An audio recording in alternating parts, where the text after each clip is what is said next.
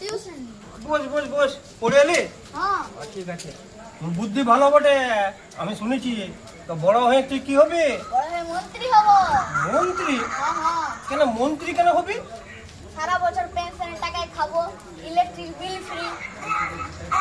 বাবারে, আমি সেটা বলছি নাই, আমি বলছি তুই ডাক্তার হবি না ইঞ্জিনিয়ার হবি? তাহলে ডাক্তারই হব। ডাক্তার হবি? তা কিসের ডাক্তার হবি? হার্টের ডাক্তার হবি না দাঁতের ডাক্তার হবি? দাঁতের ডাক্তারই হব। দাঁতের ডাক্তার? হ্যাঁ। কেন হার্টের ডাক্তার কেন হবি নাই?